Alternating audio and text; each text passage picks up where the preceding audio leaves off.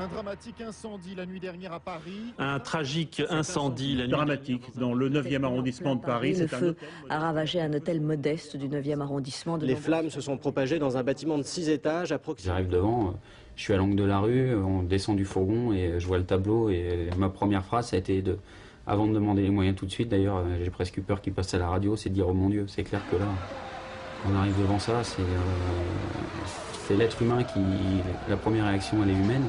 Donc tout de suite après, c'est le pompier qui prend le dessus et après qui agit, j'allais dire, machinalement.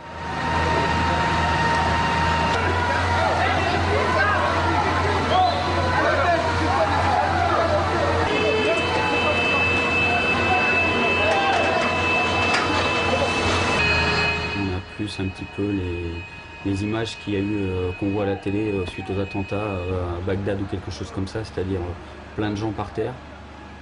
L'immeuble complètement en flammes, les gens peuvent vraiment pas sortir.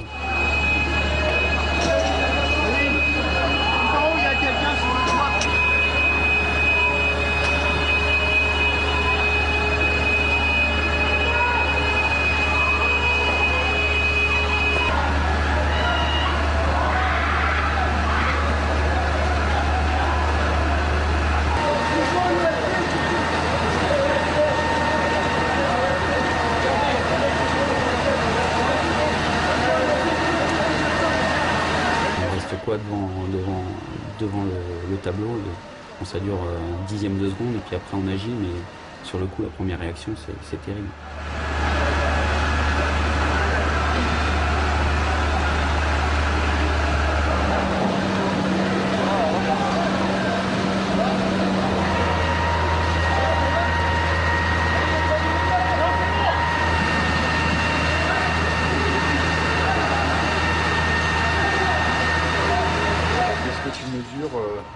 Ce que ça veut dire 58 sauvetages sur feu?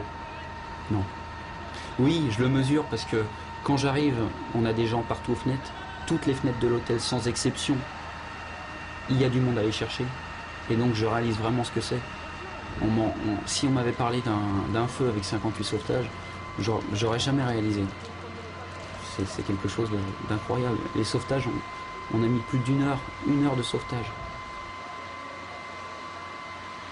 Je sais pas si ça donne la patate. C'est un sentiment, on a tous le sentiment d'avoir fait quelque chose de grand, mais malheureusement et heureusement, puisque le bilan humain qui est tellement lourd nous dit que bon, on est tous persuadés qu'on n'aurait pas pu faire mieux. De toute façon, les personnes qui sont jetées avant qu'on arrive, on n'aurait plus rien.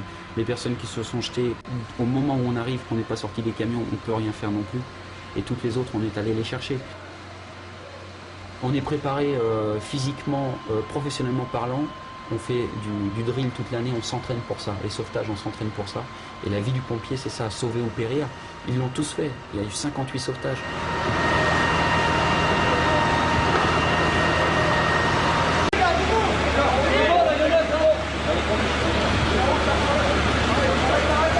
Je pensais pas qu'on pouvait aller chercher aussi loin au niveau des ressources physiques chez quelqu'un. Je pensais pas que ça pouvait être comme ça.